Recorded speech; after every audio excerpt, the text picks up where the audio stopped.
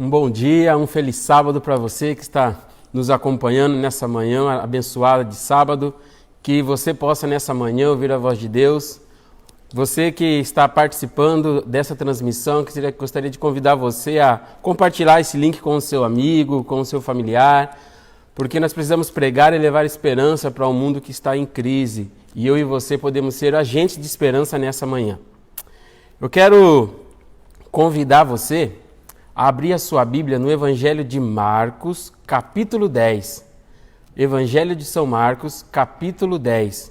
Mas antes eu gostaria aqui, enquanto você folheia e procura aí na sua Bíblia física, no seu smartphone, aonde quer que você tenha aí a sua Bíblia, gostaria de mandar alguns abraços aqui para as pessoas que estão nos acompanhando nesse momento, para minha família, minha esposa e meus filhos que estão lá em Hortolândia, né? Estão acompanhando aí.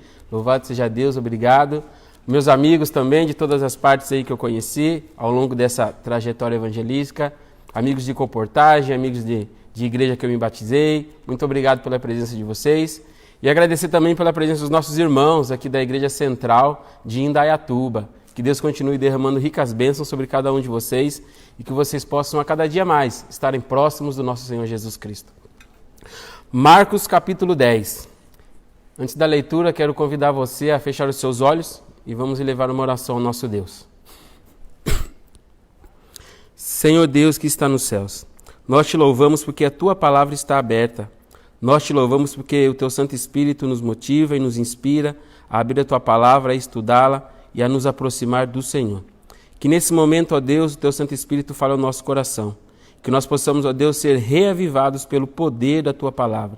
Que não seja apenas mais um estudo da tua palavra, mas que seja também algo que transforme a nossa vida, transforme o nosso ser e nos molde. E possa nos moldar para podermos viver eternamente com o Senhor. Que tudo que possa impedir de poder compreender o que será dito nessa manhã possa desaparecer. E que o nosso coração esteja aberto para ouvir a tua palavra. Em nome de Jesus. Amém. Marcos capítulo 10, a partir do versículo 17. Lemos o seguinte. E pondo-se Jesus a caminho, correu um homem ao seu encontro e, ajoelhando-se, perguntou-lhe: Bom mestre, que farei para herdar a vida eterna? Versículo 18. Respondeu-lhe Jesus: Por que me chamas bom? Ninguém é bom senão um que é Deus. Sabes os mandamentos? Não matarás, não adulterarás, não furtarás, não dirás falso testemunho, não defraudarás, não dirás falso testemunho, não defraudarás ninguém, honra teu pai e tua mãe. Versículo 20. Então ele respondeu: Mestre, tudo isso tenho observado desde a minha juventude. E Jesus, fitando-o, amou e disse: Só uma coisa te falta. Vai, vende tudo que tens, dá aos pobres, e terás um tesouro no céu. Então vem e segue-me. Versículo 22. Ele, porém, contrariado com esta palavra, retirou-se triste, porque era dono de muitas propriedades. Marcos capítulo 10, nós encontramos alguns relatos de alguns encontros de Jesus. Quando nós vamos para Marcos capítulo 10, a partir do versículo 2, nós encontramos ali um encontro de Jesus com os fariseus. Jesus ele se encontra ali com os fariseus, e os fariseus eles se aproximam de Jesus para poder experimentá-lo. Um outro encontro que nós encontramos em Marcos capítulo 10, nós podemos dizer ali no versículo, a partir do versículo 13, onde Jesus tem um encontro especial com as crianças. Nesse encontro, as mães querem levar as crianças até Jesus e os discípulos dizem que não deveria ser feito isso, porque essas mães estariam incomodando Jesus. E então Jesus toma a frente e diz: Deixem vir a mim os pequeninos, porque deles é o reino dos céus. E logo depois então vem o encontro de Jesus com esse jovem. A Bíblia vai intitular esse jovem de o jovem rico. Mas sabe o que é mais interessante? Que eu gostaria que a gente pudesse tirar algumas lições?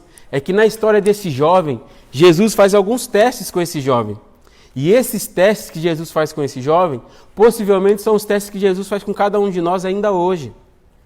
Quando nós olhamos para o relato bíblico, no versículo 17, é nos dito o seguinte: E pondo-se Jesus a caminho, correu um homem ao seu encontro e, ajoelhando-se, perguntou-lhe: Bom mestre, que farei para herdar a vida eterna? Eu quero levantar aqui com você 3 coisas desse versículo 17. Primeiro, Marcos enfatiza que esse jovem, ele corre, ele olha para Jesus, ele vê Jesus e ele corre em direção a Jesus. E outra coisa que Marcos diz é que esse jovem, ele não só corre até Jesus, ele se ajoelha.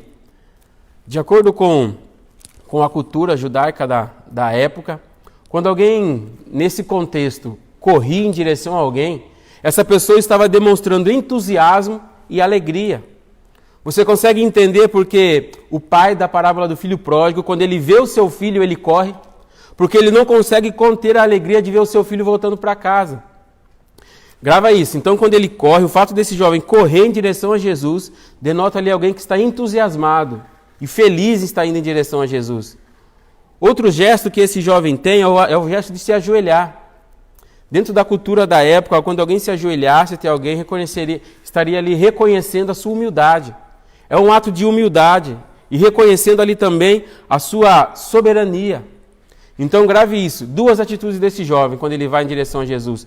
Ele vai feliz e vai de maneira humilde. Mas sabe o que é mais interessante, meus irmãos e amigos que nos acompanham? É que esse jovem ele faz uma pergunta para Jesus. Ele diz: bom mestre, que farei para herdar a vida eterna? Esse jovem ele não faz essa pergunta à toa. Dentro da cultura que esse jovem estava inserido, da cultura judaica da época, toda a salvação ele dependia das suas obras. Eles eram ensinados que eles tinham que fazer para poder serem abençoados por Deus. Era pregado ali e ensinado uma salvação completamente pelas obras. Por isso que esse jovem ele chega até Jesus dizendo assim: Jesus, o que eu tenho que fazer? Porque ele foi ensinado que ele tinha que fazer alguma coisa. E a pergunta que ele faz é: o que eu tenho que fazer para herdar a vida eterna? Sabe o que mexe comigo? Você que nos acompanha, sabe o que mexe comigo nessa pergunta? É que essa pergunta não é apenas a pergunta do jovem rico. Essa pergunta, se eu e você pararmos para analisar, é a pergunta da humanidade. A humanidade ainda hoje procura uma resposta para essa pergunta. O que eu vou fazer para herdar a vida eterna? O ser humano, ele ainda nunca vai se acostumar com a morte. Porque a morte, ela é um ato estranho no plano de Deus. No plano original de Deus, descrito em Gênesis, o ser humano foi criado para viver eternamente. E agora, desde quando o pecado entrou no mundo e com ele a morte, como diz Paulo no livro de Romanos, agora a humanidade procura um meio de tentar viver eternamente. Essa pergunta do jovem rico, ela é a pergunta da humanidade. Eu estou acompanhando aqui também no meu celular, eu vou fazer um desafio para você agora. Eu gostaria que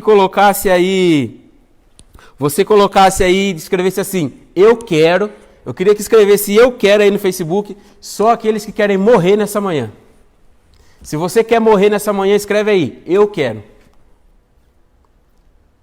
Eu tenho certeza que nós não iremos receber nenhuma resposta assim, eu quero. Sabe por quê? Porque o ser humano não foi feito para morrer. E o ser humano, dentro do seu íntimo, ele sabe disso. O ser humano ainda hoje, ele procura respostas para essa pergunta. O que eu vou fazer para herdar a vida eterna?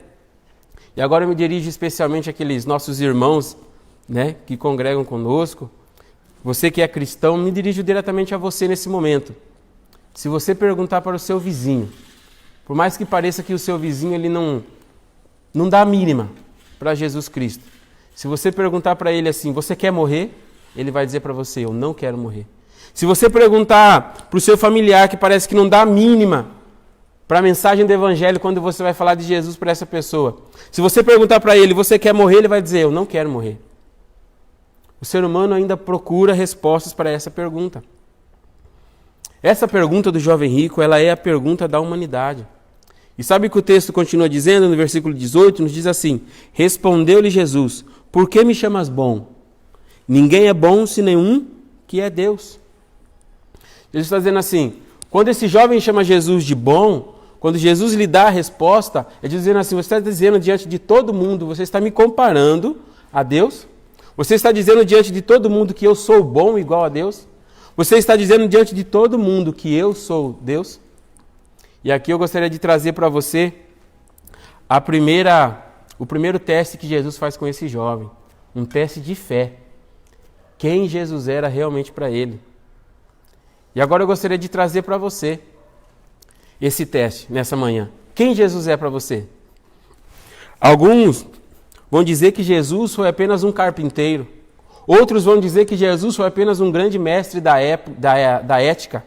Outros vão dizer que Jesus foi apenas um bom homem que existiu.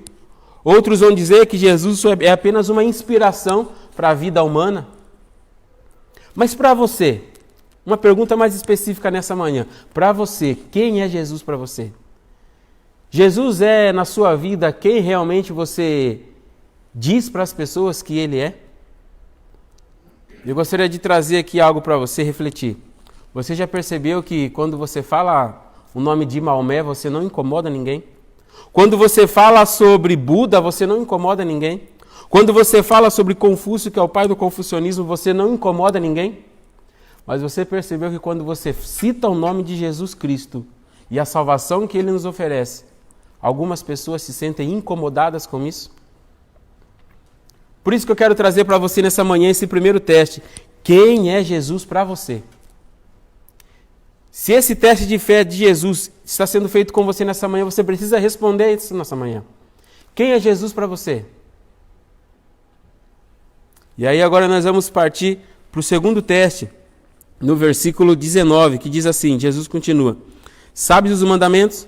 Não matarás, não adulterarás, não furtarás, não dirás falso testemunho, não defraudarás ninguém, honra teu pai e tua mãe. E no versículo 20 esse jovem diz: então ele respondeu: mestre, tudo isso tenho observado desde a minha juventude. O interessante é que quando nós olhamos para os mandamentos que Jesus cita para esse jovem, são mandamentos que têm relação com o relacionamento interpessoal. O interessante é que quando você vai para o Evangelho de Mateus, capítulo 19, relatando esse mesmo encontro de Jesus com esse jovem, Mateus acrescenta no final, Jesus dizendo assim para ele assim, ó, ama o teu próximo como a ti mesmo. Sabe por quê? Porque Jesus agora faz um outro teste com esse jovem. E qual é o teste que Jesus faz com esse jovem? É um teste de conduta. Como está o relacionamento dele com as outras pessoas? Como ele tem se relacionado com aqueles que vivem no dia a dia dele? Como ele tem se relacionado com aqueles que pensam diferente dele? E aí eu gostaria de trazer para mim e para você nessa manhã esse teste de conduta. Como está o nosso relacionamento com o nosso próximo? Porque se nós demos a resposta do nosso teste de fé, que Jesus é o nosso Salvador e é o Senhor da nossa vida, a nossa vida em relação, o nosso relacionamento com as outras pessoas precisa mudar. A forma que nós tratamos as outras pessoas precisa mudar. Por isso que logo que esse jovem rico ele responde esse teste de fé, Jesus já vem com um teste de conduta para mostrar para esse jovem, se eu sou o Senhor da sua vida e eu sou quem você diz que eu sou, então a sua vida não pode ser mais a mesma. Deixa eu dizer para você, não dá para dizermos que Jesus é o Senhor da nossa vida e continuarmos guardando mágoas. Não dá para dizer que Jesus é o Senhor da nossa vida e continuarmos dissipando ódio.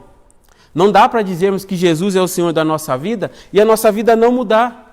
Não dá para dizermos que Jesus é o Senhor da nossa vida e continuarmos totalmente indiferentes às necessidades das outras pessoas. Se Jesus é o Senhor da nossa vida, o nosso relacionamento com o nosso próximo precisa mudar. Mas sabe o que é o mais difícil para nós, como seres humanos? É mudarmos o nosso relacionamento com aqueles que pensam diferente de nós. É mudarmos o nosso relacionamento com aqueles que, às vezes, não creem naquilo que nós cremos. Como você se comporta diante das pessoas que pensam diferente de você? Como você se comporta diante das pessoas, como você trata as pessoas que têm uma fé diferente da sua? Porque se Jesus é o Senhor da sua vida, a sua conduta e a forma de tratar essas pessoas não pode ser a mesma. Jesus, certa vez, falando sobre isso, ele disse, orem por aquele que vos persegue. Jesus não disse, retribua o mal com o mal. Ele disse, está sendo perseguido? Ore. É alguém que pensa diferente de você? Ore. É alguém que você não consegue entender como essa pessoa pode viver assim, desse jeito? Ore.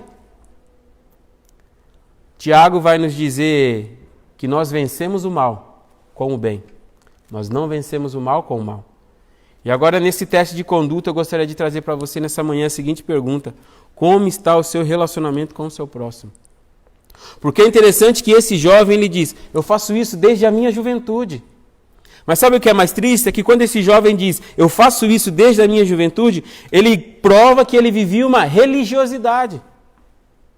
Ele não vivia um compromisso cristão com Cristo. Ele vivia uma religiosidade baseada em regras, baseada em doutrinas, como Jesus diz, em doutrinas humanas. Porque todo aquele que João vai dizer, todo aquele que é nascido de Deus vence o mundo, e o que vence o mundo é a nossa fé. Mas João vai dizer, na primeira carta de João, ele vai dizer assim, ó, aquele que não ama, não conhece a Deus, porque Deus é amor. Então, quando você responde a primeira pergunta, que Jesus é o Senhor da sua vida, qual é a sua resposta nessa pergunta? Você precisa amar. Você precisa amar aquele que pensa diferente de você. Você precisa estar disposto a amar aquele que persegue você. Você precisa estar disposto a amar aquele que fala mal de você. Você precisa estar disposto a amar até mesmo aquele que zomba de você e até mesmo da sua fé. Porque aquele que vive em Jesus Cristo é guiado pelo Espírito Santo. E os frutos do Espírito Santo, a Bíblia diz, é amor, paz, longanimidade, bondade, paciência e domínio próprio. Às vezes nós podemos correr o risco de viver uma religiosidade, de podemos viver à base de regras e não desenvolvermos um relacionamento com Jesus. Entenda, eu não estou dizendo que as regras não são importantes para o andamento da igreja, eu estou dizendo isso. Eu estou dizendo que qual é a motivação para você cumprir essas regras? A sua motivação precisa ser o amor. Você precisa amar. E o interessante é que quando nós vamos para o último teste que Jesus faz com esse jovem, no versículo 21, olha o que Jesus diz. E Jesus, fitando, o amou e disse, só uma coisa te falta. Vai, vende tudo que tens e dá aos pobres, e então terás um tesouro no céu. Então depois você vem e segue-me. Sabe, meus amigos, esse jovem, quando ele diz assim, tudo isso eu tenho feito desde a minha juventude. Sabe qual era a resposta que ele aguardava de Jesus? Ele aguardava Jesus dizer para ele assim, tá ok, tá ótimo, você está fazendo tudo? Tá certo. Eu sou o Senhor da sua vida? Tá certo. Você está vivendo uma boa conduta? Tá certo. Ele estava esperando Jesus dizer assim para ele assim, ó, tá tudo bem então, só aguarda que você herdou a vida eterna. Só espera a vida eterna chegar. Mas não é isso que Jesus diz. Não é isso que Jesus fala para esse jovem. O que Jesus fala para esse jovem, a Bíblia diz, e Jesus, o fitando o amor, lhe disse, só uma coisa te falta. Sabe, quando nós vamos para a ideia original da palavra traduzida aí como fitando, não é alguém que simplesmente olha, é alguém que observa com atenção. O texto está querendo dizer, dentro do seu contexto original, que Jesus olhou profundamente nos olhos daquele jovem. Jesus olhou com amor, a Bíblia diz, fitando o amor. Jesus olhou profundamente, com amor nos olhos daquele jovem. E eu pergunto para você nessa manhã, você acha possível resistir ao olhar de Jesus? Você acha que alguém pode resistir ao olhar de amor de Jesus? Se você aí está dizendo é impossível resistir ao olhar de amor de Jesus, esse jovem resistiu. Esse jovem resistiu ao olhar de amor de Jesus. E eu vou mais além. Muitas pessoas hoje continuam resistindo a esse olhar. Existem muitas famílias que Jesus deseja salvar, mas essas famílias têm resistido ao olhar de amor de Jesus. Existem muitas pessoas que Jesus deseja salvar e essas pessoas têm resistido ao olhar de amor de Jesus. Existem muitas pessoas que Jesus quer usar na salvação de outras pessoas, mas essas pessoas têm resistido ao olhar de amor de Jesus. É possível resistir ao olhar de amor de Jesus. É possível que Jesus esteja olhando para você nessa manhã e você esteja resistindo ao chamado divino, como esse jovem resistiu. Mas sabe o que é mais interessante que eu trago para nós também nessa manhã? É que a Bíblia diz que Jesus diz, uma coisa te falta. Sabe o que Jesus estava dizendo para esse jovem quando ele diz uma coisa te falta? Jesus estava querendo dizer assim para ele, as coisas não estão tão boas assim na sua vida como você imagina. Você não está vivendo tão corretamente assim como você pensa. Existem coisas na sua vida que precisam mudar. E isso é algo que nós precisamos pensar. Quantas vezes nós achamos que está tudo bem, que não temos nada a mudar, que nós estamos vivendo bem, que nós não precisamos de mais nada, aí nós nos enganamos. Porque Jesus vai olhar para mim e para você e vai dizer, uma coisa te falta. As coisas na sua vida não estão tão bem assim como você imagina. Mas sabe o que Jesus diz logo na sequência para esse jovem? Ele diz, vai e vende tudo que tens e dá aos pobres, e terás um tesouro no céu, então vem e segue-me. O que me chama a atenção é que Jesus dá 3 ordens para esse jovem. Jesus diz, vai, vende e dá. Essas 3 palavras, esses 3 verbos estão no imperativo. É uma ordem. O interessante é que quando nós olhamos, Jesus não está dizendo para esse jovem assim, se você quiser, você vai. Se você quiser, você vende. Jesus não está dizendo para esse jovem, se você quiser, você dá. Pensa aí, se você quiser, você dá. Jesus está dizendo assim, para você se tornar meu discípulo, você tem que ir, você tem que vender, você tem que dar. Sabe, quando se trata de salvação, quando se trata de escolhas com consequências eternas, Jesus não nos dá uma segunda opção. Você pode escolher, porque você tem um livre-arbítrio, você pode escolher, mas Jesus não te dá uma segunda opção. Quando se trata de escolhas eternas, Jesus nos dá a ordem. Ele diz, para você andar comigo, você tem que ir, você tem que vender e você tem que dar. Nós vemos isso também em Mateus capítulo 28, quando Jesus diz para a igreja, ide. Jesus não diz se a igreja quiser, a igreja sai para pregar o evangelho. Jesus não diz se as coisas estiverem tudo bem, sem epidemia nenhuma, a igreja sai para pregar o evangelho. Jesus diz, prega o evangelho. Paulo vai dizer em tempo e fora de tempo. Quer seja oportuno, quer não seja. É uma ordem. E toda ordem que Jesus nos dá, sempre são ordens com consequências eternas. Quando a igreja não sai para pregar o evangelho, são consequências eternas. Quando alguém não toma a decisão de deixar tudo para Jesus, é uma decisão com consequências eternas. Por isso Jesus aqui ele está dando essa ordem para esse jovem. Ele diz para esse jovem, você não tem uma escolha. Para me seguir, você precisa ir, vender e dar. Você precisa se desfazer de tudo aquilo que talvez te traga prazer e te traga felicidade nesse momento. E sabe o que é interessante também? E Jesus diz para ele, terás um tesouro no céu. Em Mateus capítulo 6, versículo 21, Jesus diz, aonde está o teu coração, ali também estará o teu tesouro. E eu pergunto para você nessa manhã, onde você tem colocado o seu coração? O que você tem colocado dentro do seu coração? O que você mais tem amado? O que mais tem te dado prazer? O que mais tem te trazido alegria? Deixa eu te perguntar, as palavras da Bíblia ainda mexem com você? A leitura do texto bíblico ainda traz esperança para você? Você ainda sente prazer e alegria ao estudar esse livro? Você ainda ama estudar esse livro? Você gasta tempo estudando e meditando nesse livro? As coisas eternas, as coisas do reino de Deus, ainda te trazem alegria? Ou você está vivendo como esse jovem rico, vivendo uma religiosidade sem compromisso com Cristo? E sabe o que é mais interessante? No versículo 22. O versículo 22 diz, porque o último teste que Jesus faz com esse jovem é um teste de amor. É um teste de amor. E olha o que Jesus diz. Olha o que o versículo 22 diz. Ele, porém, contrariado com esta palavra, retirou-se triste, porque era dono de muitas propriedades. O interessante é que eu costumo dizer que o texto bíblico, ele às vezes, algumas traduções tiram um pouquinho o sentido original do texto. Porque quando o texto bíblico fala assim, esse jovem retirou-se triste, não é alguém que se retirou apenas triste, é alguém que se retirou com um semblante sombrio. Porque você se lembra como esse jovem se aproximou de Jesus? A Bíblia diz que esse jovem se aproximou de Jesus feliz, entusiasmado, alegre e humilde. E agora esse jovem, ele contrariado. O que é alguém contrariado? É alguém que não está de acordo com o pensamento da outra pessoa. É alguém que não está de acordo com o desejo da outra pessoa. A pessoa está contrariada.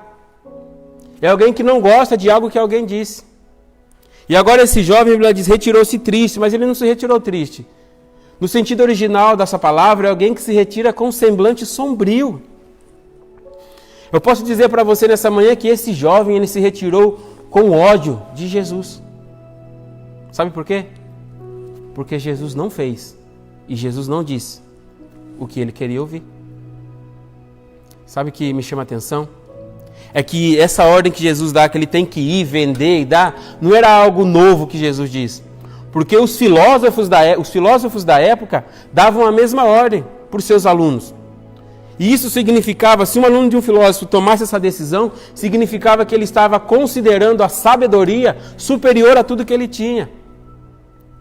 Então a ordem que Jesus estava dizendo para esse jovem não era novo. mas era novo sentido.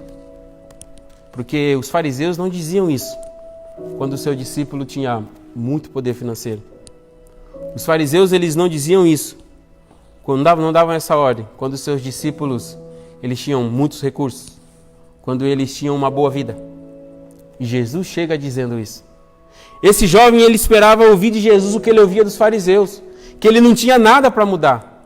E então quando Jesus diz para ele assim, você tem o que mudar, tem coisas que você precisa deixar, esse jovem ele fica com ódio de Jesus. E aqui eu trago essa pergunta para você nessa manhã.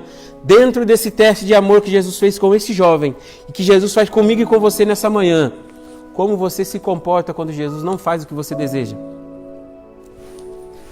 Como você se comporta quando Jesus não diz o que você quer ouvir? E aqui eu abro um parênteses para dizer para você, 99,9,9,9% das vezes, Jesus não vai dizer o que você quer ouvir. Ele vai falar o que você precisa ouvir. Porque o que você precisa ouvir tem consequências eternas. E talvez aquilo que você quer ouvir vai apenas satisfazer o seu ego e tornar você cada vez mais um cristão, uma pessoa acomodada. Como você se comporta? Como você age quando Deus diz não para você? Entenda, todo não de Deus reserva uma bênção. Esse jovem se aproximou de Jesus feliz, alegre, humilde e se retira com ódio. Talvez ele esteja falando para as pessoas aqui nessa manhã que aceitou Jesus com alegria, entusiasmado, decidiu entregar seu coração para Jesus. Mas quando Jesus não fez o que ela queria, não falou o que ela queria ouvir, essa pessoa disse, Deus me abandonou. Deus se esqueceu de mim. Deus não se importa com a minha família. Só porque Jesus não disse o que você queria? Só porque Jesus não fez o que você esperava? Entenda, dentro da sua onisciência, Deus sabe o que é melhor para mim e para você. Eu gosto de um texto bíblico onde Ellen White ela diz o seguinte, se nós pudéssemos olhar a maneira que Deus conduziu a nossa vida e tem conduzido a nossa vida, nós faríamos as mesmas escolhas que Deus fez por nós. Nós trilharíamos o mesmo caminho que Deus tem nos feito trilhar. Nós não mudaríamos nada da nossa história se nós olhássemos a maneira que Deus tem nos conduzido. E tem outro texto que ela diz assim, nada temos a temer ao futuro, a menos que nós nos esqueçamos a maneira como Deus tem nos guiado no passado.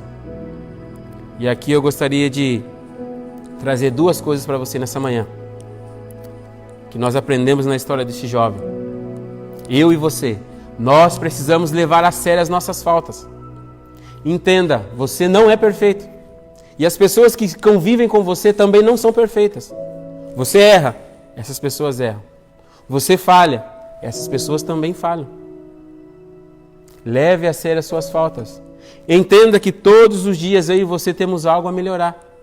Entenda que todos os dias nós temos algo a aprender. E segunda lição que nós aprendemos com a história desse jovem, renúncia. O que você precisa renunciar para Jesus, que você ainda não renunciou? O que você precisa deixar pelo reino de Deus que você ainda não deixou? O que você precisa deixar de fazer? O que você tem feito, o que você sabe que você não pode fazer, não deve fazer, mas você continua fazendo? O que você tem pensado, que você continua pensando e você sabe que isso destrói você? E eu vou mais além um pouquinho. O que Jesus tem pedido para você fazer, que até hoje você não fez? Talvez eu esteja falando para pessoas aqui nessa manhã que Jesus tem dito, saia e prega o Evangelho. E essa pessoa não sai. Essa pessoa não prega. Essa pessoa não renuncia a sua vontade e o seu desejo por causa da vontade de Deus. O que você precisa renunciar para Jesus? O que Jesus está pedindo para você fazer que você ainda não fez? Talvez Jesus está pedindo para você levar mais a sério a sua vida cristã? Leve. Talvez Jesus está pedindo para você que está afastado da igreja, voltar para a igreja, voltar para os braços do Senhor, volte. Talvez Jesus está pedindo para você que tem estudado a Bíblia, tem conhecido a verdade bíblica, tem se aproximado de Jesus, tem sentido a presença de Deus na sua vida e tem o desejo de se preparar para a vida eterna. Jesus tem dito para você assim, Entregue a vida para mim através do batismo. E você ainda não entregou? Toda renúncia por Jesus é uma bênção. Jesus nunca vai pedir para você renunciar a algo que vai te fazer mal. Jesus nunca vai pedir para você deixar algo que te faça feliz. Porque às vezes nós podemos pensar, não, mas isso aqui me faz muito feliz, isso aqui me dá prazer, eu estou bem assim. Se Jesus está pedindo para você deixar, deixa. Eu costumo até dizer assim, que nesse mundo que nós estamos, grave o que eu vou dizer para você, nós não vivemos. Você não vive, você acha que vive.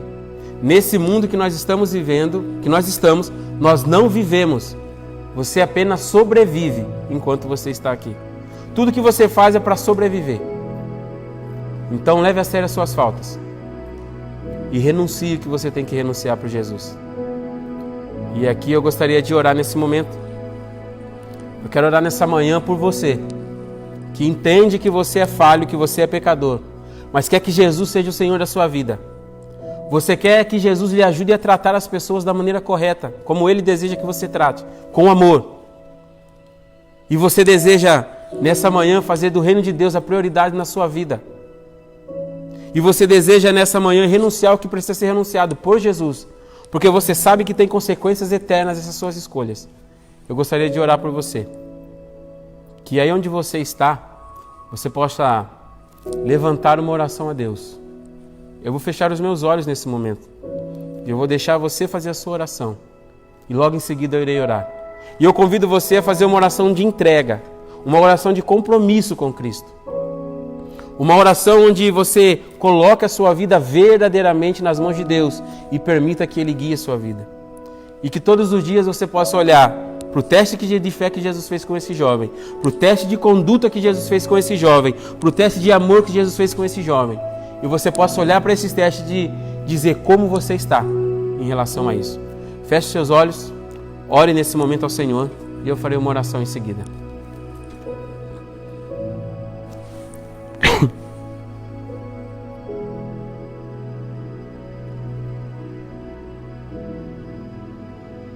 Querido Deus, amado Pai que estás nos céus, nós queremos, Senhor, te louvar nessa manhã.